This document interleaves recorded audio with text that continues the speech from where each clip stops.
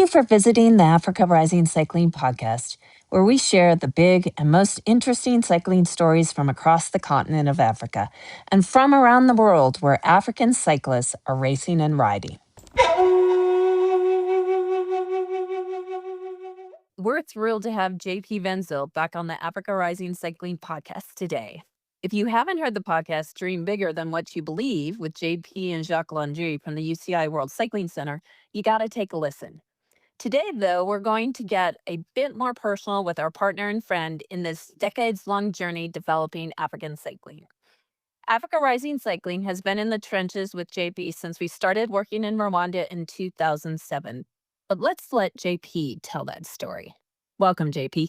Thank you very much, Kim. It's an honor to be here, and thank you for getting me to do a podcast because I avoid them.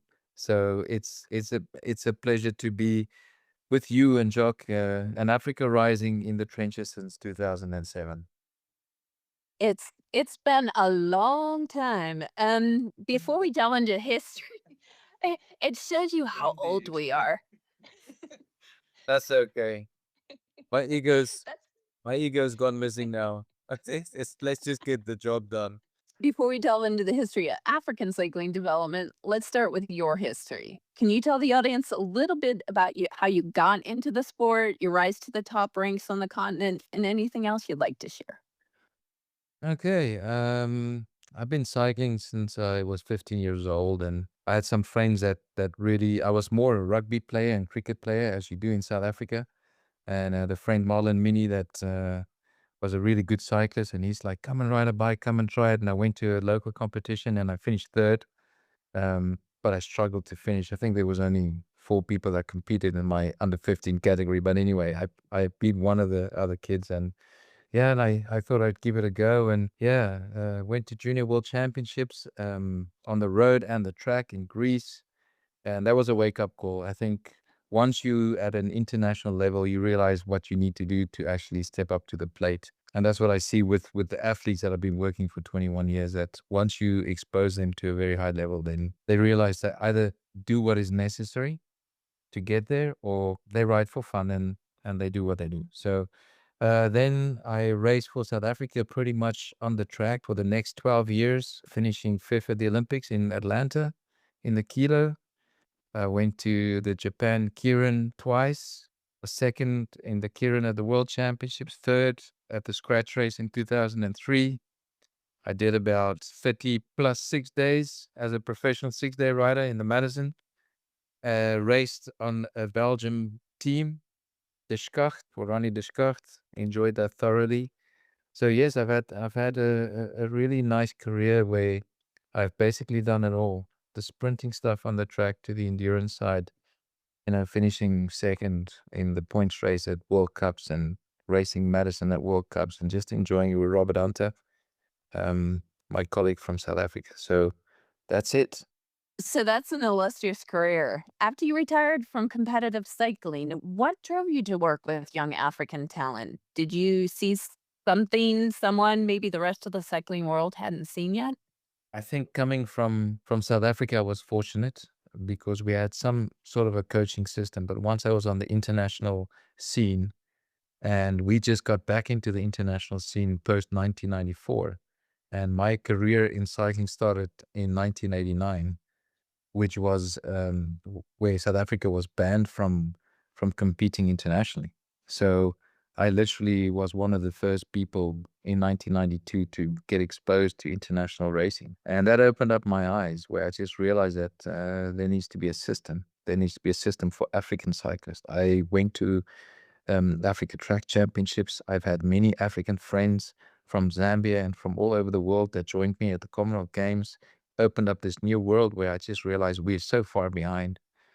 And when I stopped my cycling career and I knew how you struggle because you have to leave home and you go to Europe because cycling's in Europe, and you train and you live in Europe, for me, I trained and raced in the States also for some time. They opened up a system for me with Danny Van Hout taking care of me and letting me train with the US team.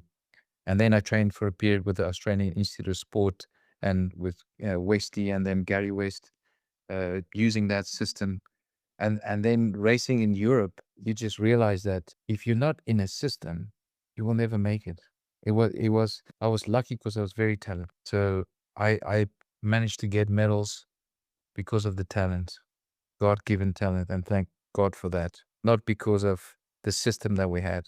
And when I stopped my career, I had a discussion with the then president of the Road Commission, Pat McQuaid, and also with the president of the UCI. And they said, well, would you like to consider, you know, doing some development work in Africa for us? And I said, well, I would love to do that. And yeah, the next moment I spoke to the general manager at that time, and he said, well, let's start small and see what you can do. Bring some kids for a training camp. And that's how I started in 2005. I called up all the national federation presidents. There was 16 national federations, and I managed to to get, well, basically 15 out of the 16. And yeah, the rest is history. I mean, uh, I feel that though it was very basic and not at the level that all the other systems were in place for the rest of the world, it was a start. And that was a start for African cycling, a fresh start. I wouldn't say it was the start of African cycling because they were always good, they were always there, but it was just a bit of structure that could change African cycling. That is that is so amazing. I did not know it was 2005 because Jack Boyer came to Rwanda in 2007. I landed in Rwanda in 2009, so you'd already been on the ground putting the systems in place for 4 years before I got there. I find it interesting, 15 out of 16 federations. How many federations do we have that are active now? We're like But we have registered, and of course, I was the advisor to the vice president of the UCI and the former president of the Confederation, Dr. Wagiazam. Mhm. And we managed to get all the nations registered with the UCI, 54 of them. Or But yeah. active nations, I think we need to mention them in tiers. One being extremely active racing internationally, like Algeria, like Eritrea, like Rwanda, like South Africa. Um, and then you have the second tier where they compete in Africa and aspire to do more international because everything boils down to money and Mm. the national federation's ability to get either sponsorship or, in Africa, it works in the way that the Ministry of Sport is actually the one that gives you the money to travel for national teams. So there's a lot of active national federations, but just at different competitive levels. I would call it almost, I have a boy here from Equatorial Guinea and not a bad cyclist, but I think we need to spend time on those small nations to grow the sport and how important it is to have them at a training camp because he learns so much at this training camp that when he goes back home, he tells all his friends and everyone in his club, or if he's the best rider in Equatorial Guinea, of what he learned here. So the information that we share here is of the utmost importance and not always about, oh, we have this superstar from Eritrea, because we know the Eritrean is going to be a superstar. It's about globalizing the sport. And I think Pat McQuaid started really driving that when Jock started, in 2007. It's like, let's globalize the sport. He used to call me once a week and say, what's going on? What's happening? So yeah, I'm speaking too much.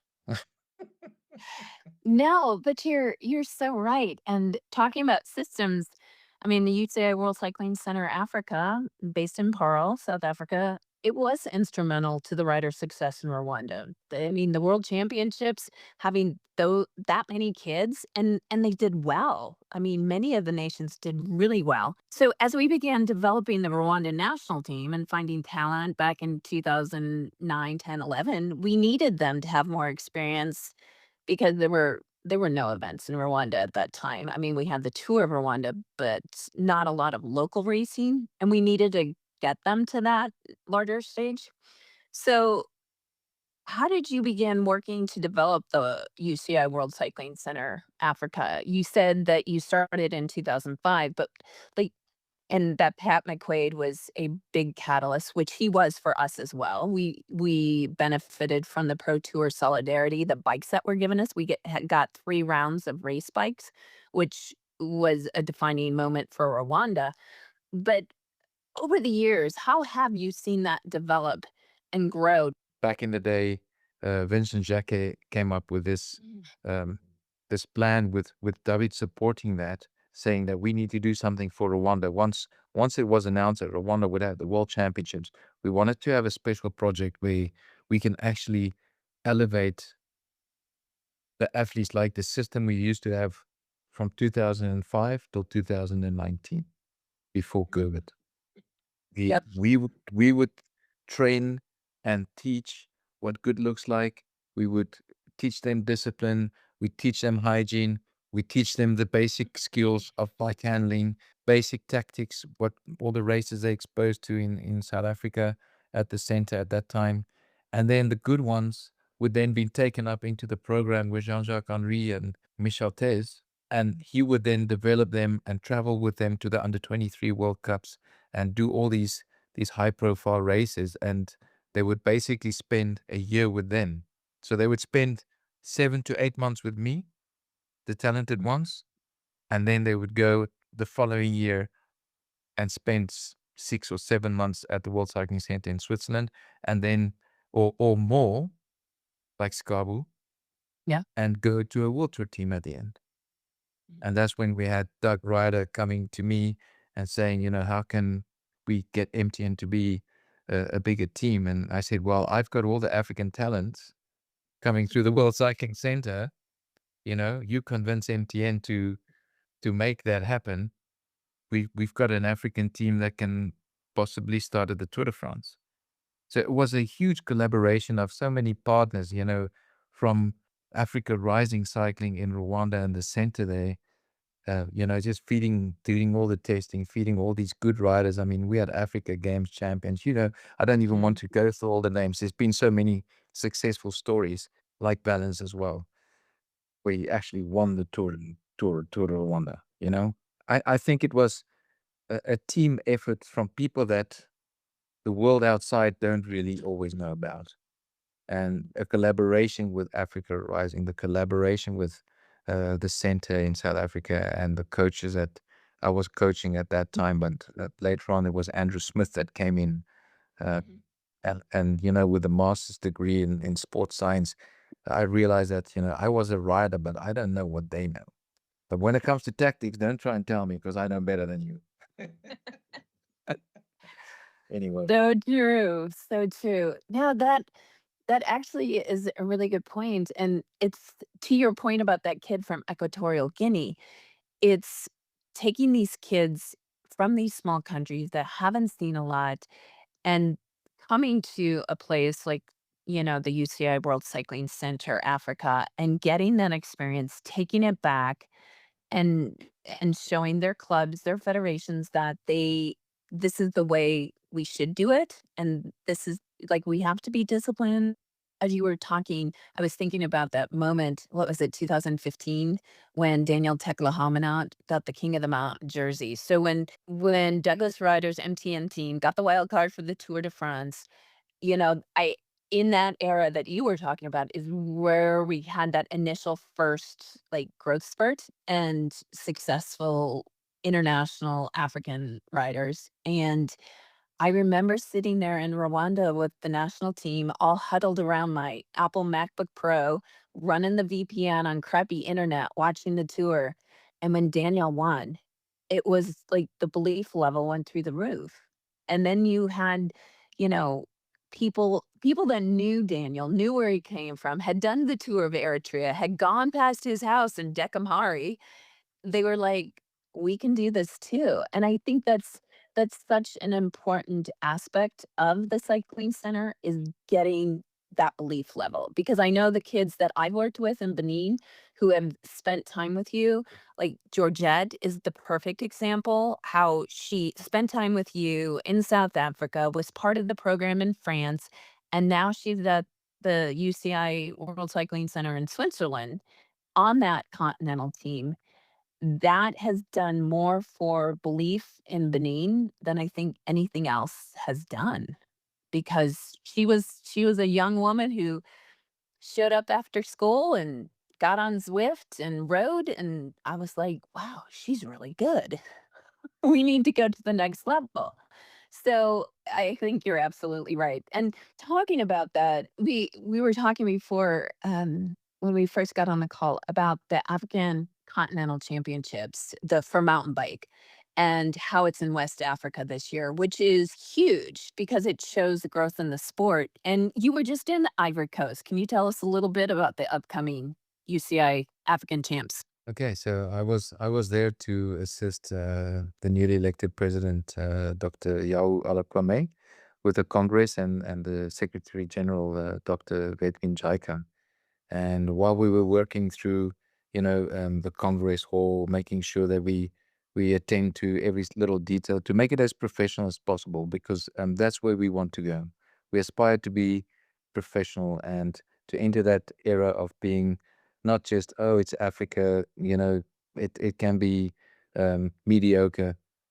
Mediocrity is it's done, it's over. And I think in my center, it's always been like that for me.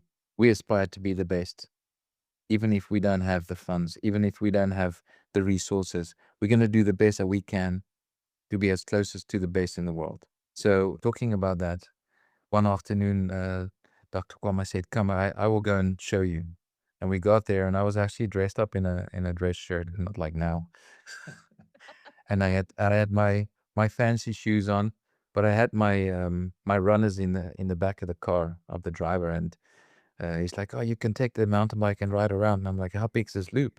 He says, "No, he thinks about 19 kilometers." For an XC, that's a bit long, but let's just go and have a look. But I'm not gonna ride like this. So do you have a motorbike? Because I asked him for a motorbike, and he's like, "Yeah, there it is," and it's this road motorcycle. So I did 19 kilometers with my Garmin on my watch on the loop, and I'll send it to you later. And did this Good. amazing loop of 19 kilometers, technical things on a road street bike, motorbike, with a helmet, that I borrowed off this guy from the street. Yeah, it's through these rubber tree plantations, and we need to expand. It might not be the Mhm. Stellenbosch World Cup XC course like we have in South Africa, but if we want the discipline, Olympic discipline of cross country to, explode in Africa, and the Africans the exposure, we need to do that.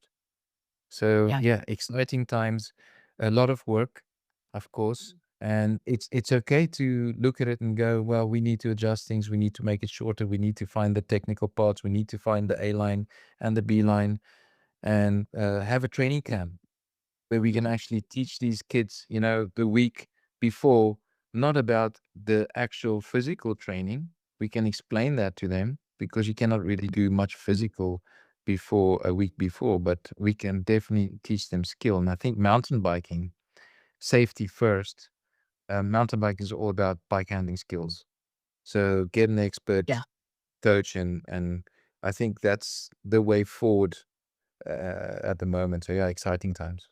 That is so great because, I mean, I even though we deal primarily with road cyclists, what put us on the map was Adrian Niyonshuti in 2012 qualifying for the London Olympics in the XCO event, and I think he's still the only Black African to complete that event on the main lap, on the lead lap. So that I think he ended up like 49th or 50th or something, but that was a huge moment for us because it's like what you said, it shows that we can compete and we can be successful and there is great talent. We, have obstacles of equipment and knowledge and things like that, but that will all come. So, um moving along, I just wanted to talk a little bit about the Global 2028 program. And it seems like it's a little bit of an offshoot from the Africa 2025 focus, but now with a global perspective on it. So, what are the goals? What do you see happening over the next 3 years? I think the Africa 25 project showed the results.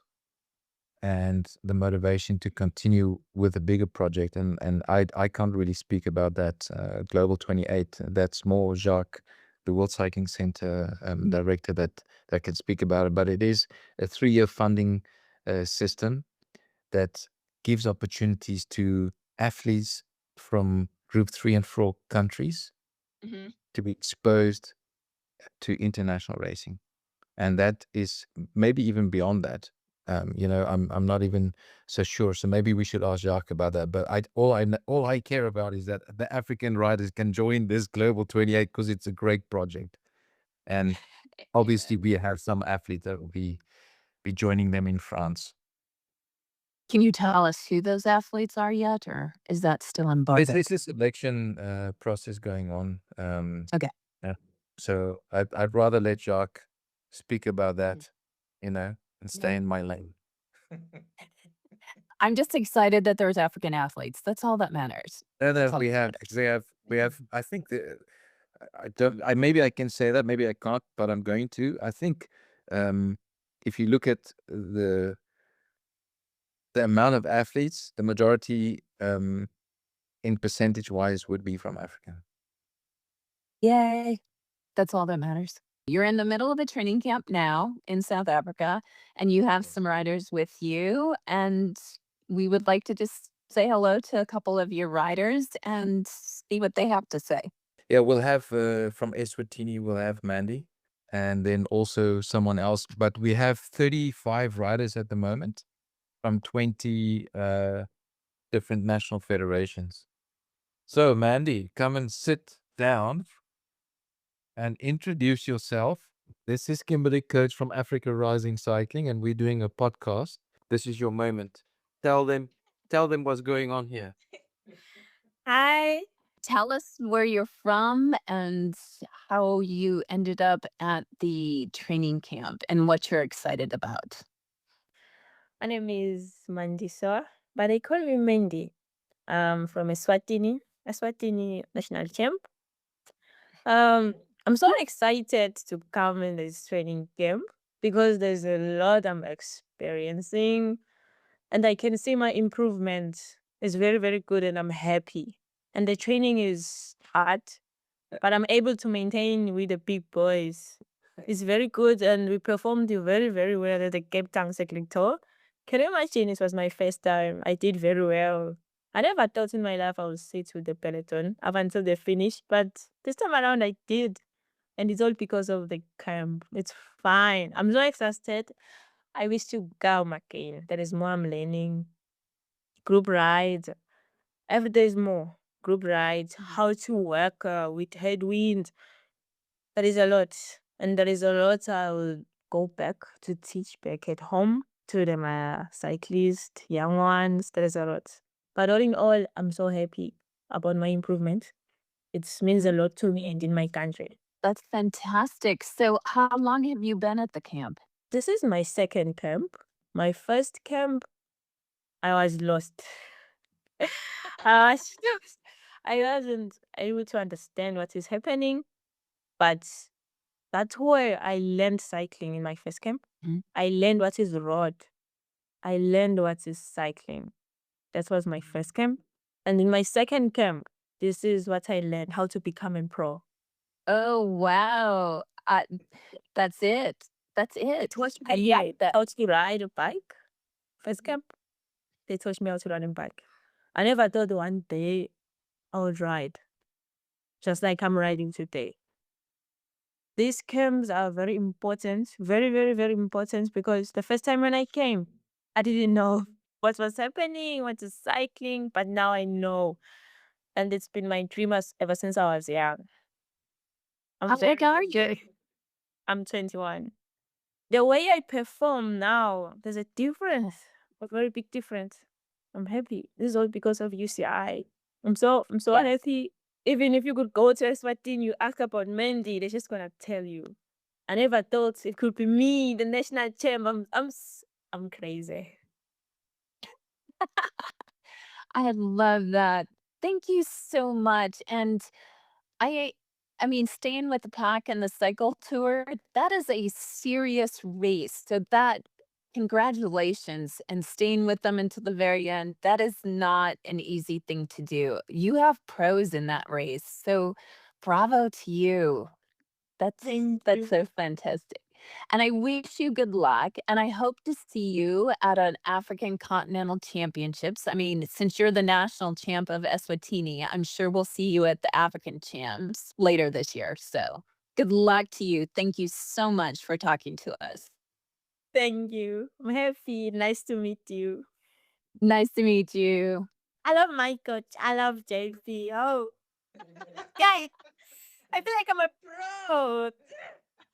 Just hearing you talk about how important this is and how much it has helped you, it just gives me hope. So thank you. I will keep working hard to make sure people like you have opportunities. So thank you for your enthusiasm and your commitment and your love of the sport. You are amazing. Thank you, Kim. Thank you so much. Thank Nice to meet you. All right. Nice to meet you. So I've got the next guest for us from Zambia. His name is Cool. Gift Puteho. And Gift, Okay. introduce yourself. This is Kim Coates. She's with Africa Rising. Hello. I know about you, actually. Aren't you a mountain biker? Didn't you start on a mountain bike and you were trying to get to an event in Europe or the US or something a couple years ago? I went to the USA for the movie tour with the Red Bull guys. We did a documentary about different languages in cycling. Mhm. Yes, That's it was really fantastic. amazing. Yeah. So how did you end up at this camp in South Africa?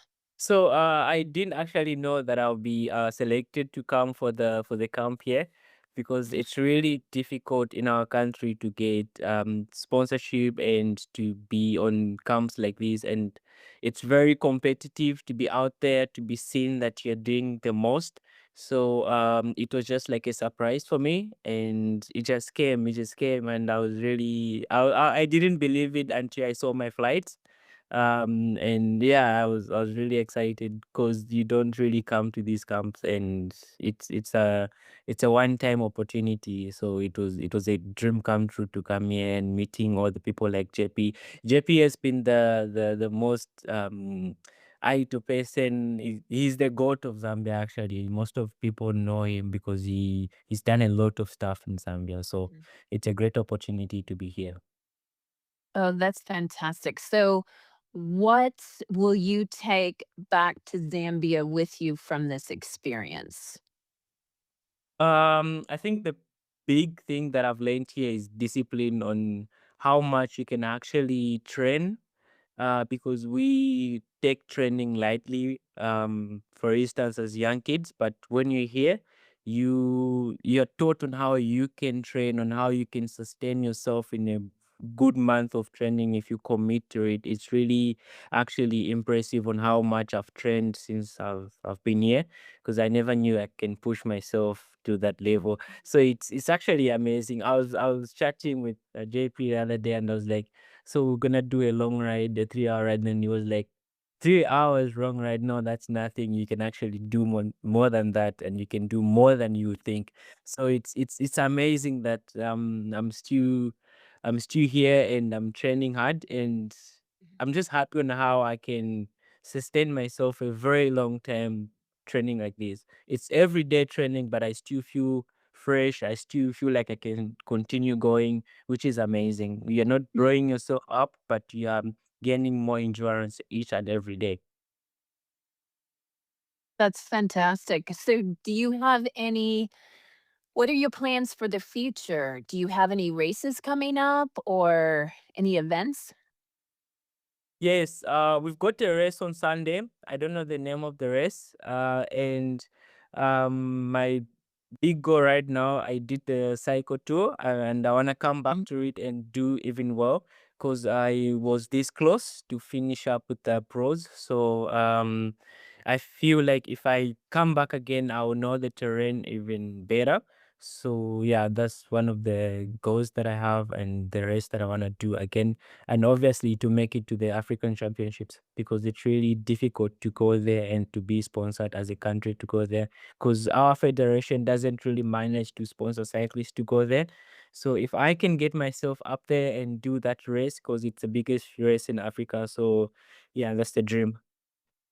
That's fantastic. And I'm so glad to actually meet you now. I've heard so much about you and I knew a little bit about your story. So, congratulations. I'm happy to see you at the camp, happy to see you doing well, and good luck with all of your progress in the future. Thank you very much. It was an honor to talk to you. Those kids are amazing. You know what he made me think of? Who were the two guys who were, I think they were part of your Jupiter Trust. Jupiter and Trust. I remember because Jock and I did a motorcycle trip through Zambia and we rode with them. We went to their houses and That's yeah, right. that was crazy. That was crazy. So anyway, let's wrap up. JP, you have a remarkable legacy within African cycling development and now throughout the world with success stories like Biniam and Kim McCourt. It's like a true partnership with you taking raw talent from organizations like ours, Masaka Cycling Club, other federations that just feed you this raw talent. So, what are your final thoughts of cycling on the continent? What's the future look like? I think the future is Africa Rising, Masaka Cycling Club. You mentioned people um, that really make the difference in creating athletes that can come to the training camp. You must understand that once they reach here, they need to be at a national level. Mhm. So I cannot go and find a raw talent. So I get a 70% finished product, and I might add another 15% on top of that, and the other 15 would be in Switzerland at the World Mhm. Cycling Center, how it used to be in the past. So I think to support um, projects like Africa Rising Cycling, and for the people out there to realize, the support you give to these projects like Masaka, like Africa Rising, like you always have that one person that drives the development of cycling within a national federation, I find, and Mhm. to keep on supporting African cycling and projects like yours, because that's actually globalizing the sport. What we do is a very um, small scale of what can be done, because all the rest, Mhm. the grassroots level, happens not in this training center at where we are right now. We get the products, and yes, we take them, and we get a lot of the glory. Obviously, I spend a lot of my time speaking to people like yourself, Ross Burridge from Masaka Cycling Club, people like Maria that's come Mhm. through there from Uganda, and Gisela from Rwanda, Nesrine from Algeria. I've had a little bit of an influence in all of their lives, but I received someone that was workable. So my message to the world out there is believe in Africa, because we have the talent and all we need is a bit of extra support so we can Yeah. keep growing, and we never give up. So, thank you very much. I know you don't do podcasts, but thank you for doing our podcast. These are the stories that the world needs to hear. That it really is just taking one kid we find in a village that has talent and shepherding them along and then handing them off to you to do all the extra things that they need to make it to the next level. It's so cliche, but it really is true. It takes a village. It takes all of us to make it happen. Well, it's to raise a child. I think what the UCI is doing right now is so important that even they don't always realize how important it is for African cycling to be sustainable, for African cycling to to have that one or two, the Tige that finished seventh at the Junior World Championships, to showcase Africa, and that I'm grateful. I'm grateful for um, the opportunity that I've had for 21 years to work with African cyclists. I want to thank to everyone that I've ever worked with, every national federation, all the good people. They know who they are. People don't realize what it takes to make a difference in African cycling and what the commitment and the passion are from those people. And to all of those, I salute you. Thank you, JP. We hope you enjoyed today's episode of the Africa Rising Cycling Podcast. If you like what you have heard, please do share our podcast with your friends and on social media. Leave us a review or even make a donation to Africa Rising Cycling. All of this will help us to continue to bring you fascinating stories about African cycling.